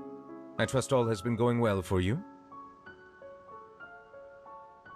Big news, everyone. The Udex is out of his office on important business. Hmm? Is that genuinely something people would consider big news? Why wouldn't they? Important business is a big deal. Ah, yes, you're quite right. When someone you care about requires emotional support, being there for them at the right time and place is of the utmost importance. After reading the Maréchal Phantom's reports, I had a feeling a trip here might be in order. Take note. That, my friends, is how Monsieur Nervalette shows that he cares.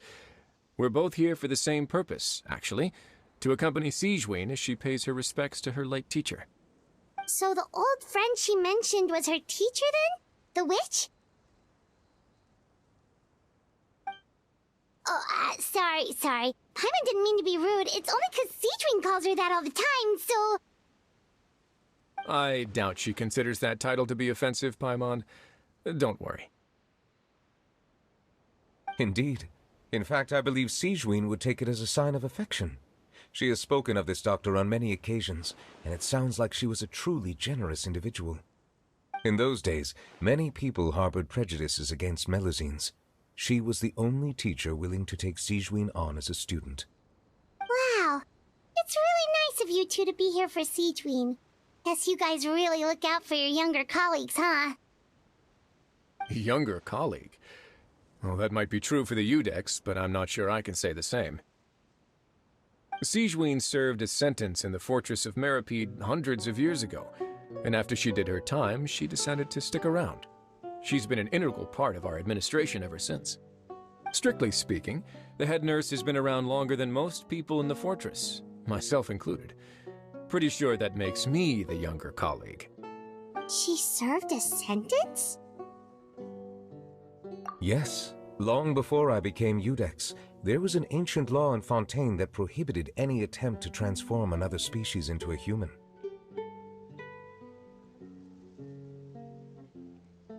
Initially, I and most researchers believed this law to have been imposed due to ethical concerns. But now, it seems more likely that the law was nothing more than an insurance policy, a way for Egeria to ensure that her people would remain insulated from the truth, thus enabling them to lead more straightforward, happier lives. Ignorance is bliss, as they say. Sigewinne had her reasons for choosing to obtain a human form, but the act was nonetheless in clear violation of the law. Could you tell us a little bit more about what happened back then? Certainly. Sigewinne does not object to her close friends learning about her history. In fact, I first learned of it myself because she confessed the truth to me of her own volition.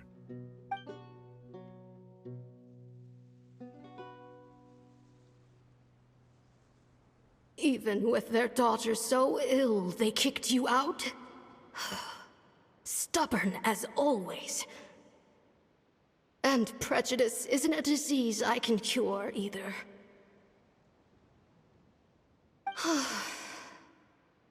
Shame that I don't have the energy to get over there. You're laughable, you old witch. You want to save everyone in Fontaine, but you can't even save the patient before you. Master, what are you... I discovered a strange disease, one I suspect that every Fontanian suffers from. But without witnesses or proof, no one will believe me. I had no choice but to experiment on myself to find a cure, but I hit a wall. And as you can see, it took a wretched toll on me. Then I'll find a cure for you, and then you can go cure her. There's no need. I am beyond saving now. There's nothing you can do. But, Master... As I said before, a doctor's duty is to treat whatever ailments they can. I know, but they don't trust me at all.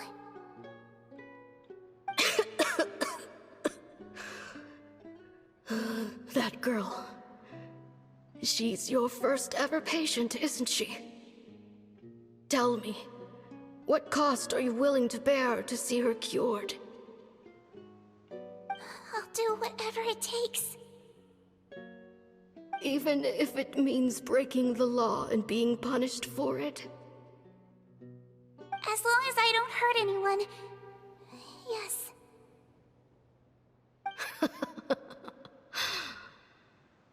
Spoken like a true student of mine. Then I shall make one more final gamble. And see my experiment through to its end. Leave me for now, and come back in 2 hours. If I am able to work this miracle, then I will have found a way to save all Fontanians, and I shall be able to help you treat that girl. If not, then it means there is one more disease in this world that I cannot treat. In that case, do not come looking for me. I will leave you a parting gift. An accidental discovery happened upon through my study of this strange disease. It has little use, but it will at least help you cure this one patient you can reach.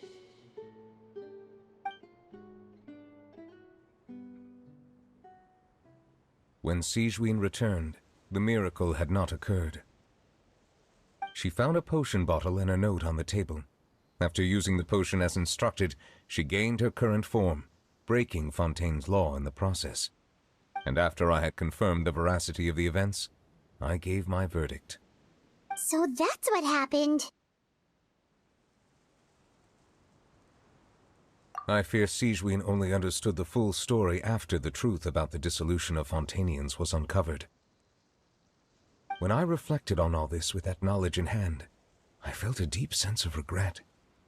As I use the law to uphold justice, there are times when I cannot help but acknowledge its ruthlessness.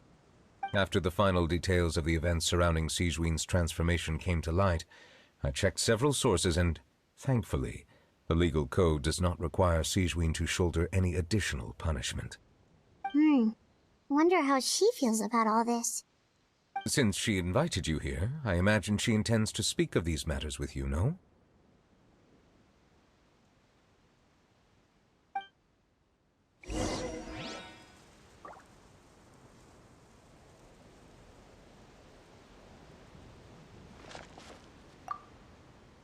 On behalf of the Maréchal Phantom, I would like to once again thank the Fortress of Meripede for your assistance in the response to yesterday's prison break. Our head nurse and the Traveler and Paimon did most of the heavy lifting, I would say. Sigewinne seems to be in good spirits. I trust work hasn't been too hard on her lately? Well, she might be the only permanent medical staff in the fortress, but there's plenty of people with medical knowledge willing to help her out. I am most relieved to hear it. The way you're asking after her well-being makes you sound like a concerned parent. Well, I won't lie. I've always seen myself that way. Showing your age a bit there, don't you think? Indeed. Actually, I often forget just how much older I am than you. Well, while we're on the topic, what did you do before getting this job, anyway? Spend all day swimming in the sea from east to west and then north to south? Yes, and, from the surface to the ocean floor on occasion. Wow. Impressive. Apologies, that was merely an attempt at humor. You can disregard what I said. That's impossible, I'm afraid. My imagination's already running wild.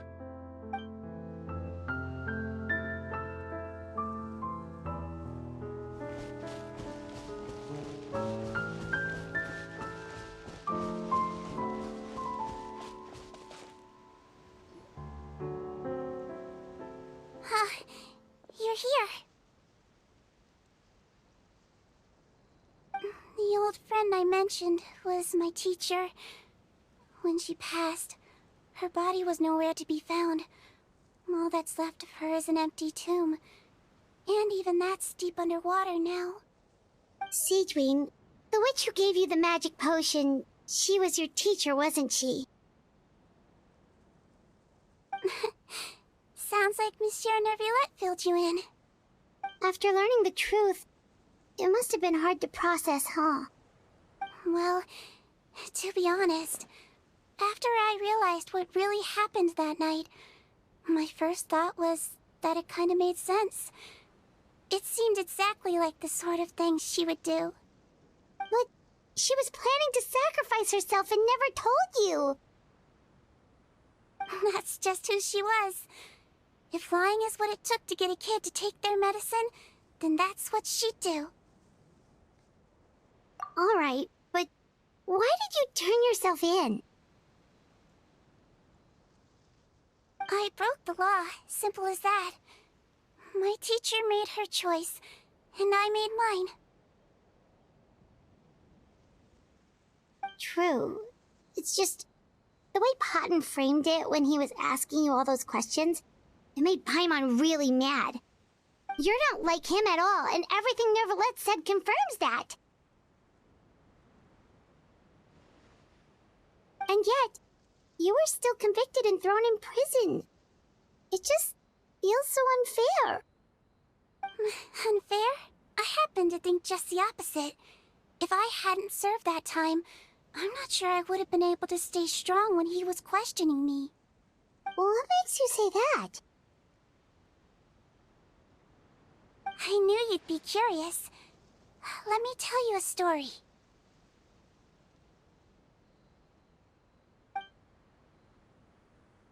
The verdict came down. This Melusine is guilty. Deudex defended the authority of Fontaine law, but he did not confiscate the Melusine's medical kit. And so, the Fortress of Meripede gained a new little doctor. She still wore her hood and raincoat, even though it never rained in the fortress. Perhaps thanks to her human appearance, no one refused her treatment. She treated more and more patients, and her sentence grew ever shorter. Finally, the people of the fortress could not live without her, and though her sentence ended, she did not leave them either. Then one day, she received an invitation from the outside world. The location seemed familiar, and when she arrived, an old lady was waiting for her. She saw right through the Melusine's disguise, but didn't reveal it. Instead, she asked a question. Tell me, why do you think you gained the respect of so many people, despite being a Melusine? Because I look like a human? It's been 50 years, Sejuin, and you haven't aged a day. I think everyone knows you are not human. I finally found you, after all these years. I still remember, you know. It was you who saved me that night. But how? I was no longer a Melusine by then. Does it really matter if you're human or Melusine? I remembered the warmth of your palm. It's quite unmistakable. And you know what? It hasn't changed one bit. You don't have to hide anymore, Sigewin. These days, everyone wants to make friends with Melusines. And I think that it's all because of you. I'm sorry I couldn't say this until now, but thank you, Dr. Melusine. Now that's an ending Paimon can get behind. After hearing everything Potton said, I wanted to tell him that it didn't matter who he looked like on the outside. But it was too late. The warmth in his palm had already disappeared. I tried to treat him, but the roots of his problem had nothing to do with his face.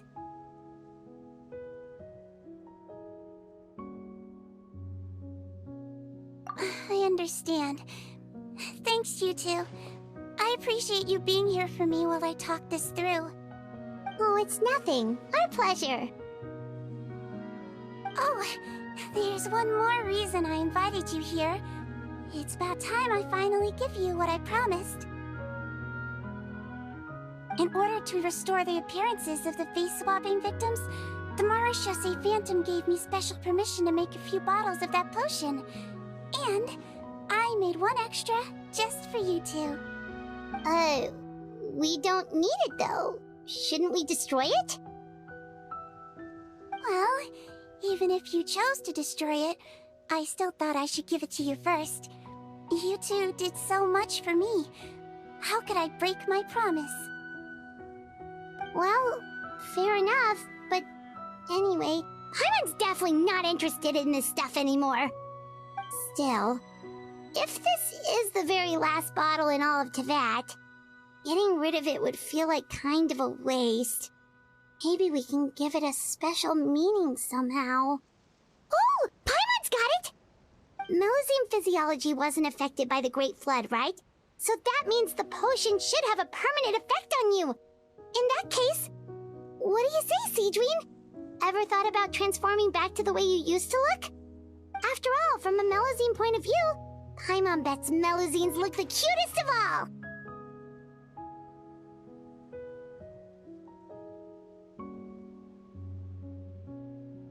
Paimon, after everything, do you really think it matters whether I'm Melusine or a human? Well... What was Paimon thinking? You made up your mind a long time ago! Yeah, let's just destroy this thing. Leave it to me.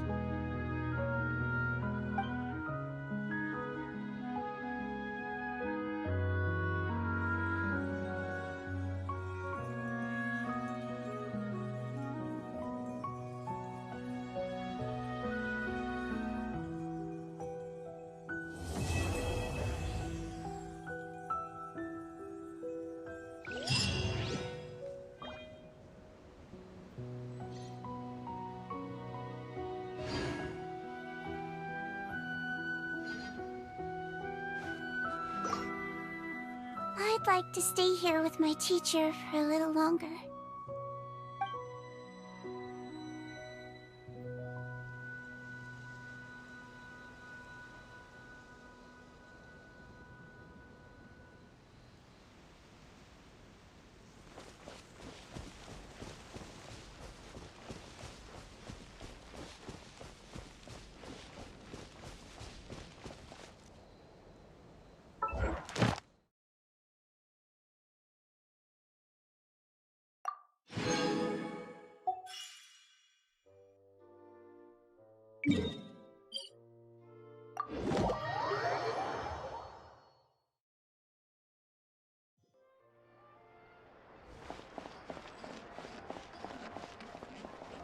Ad Astra Abyssosk.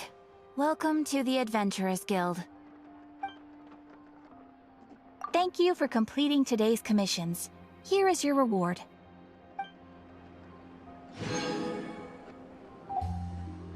Ad Astra Abyssosk. Welcome to the Adventurers Guild.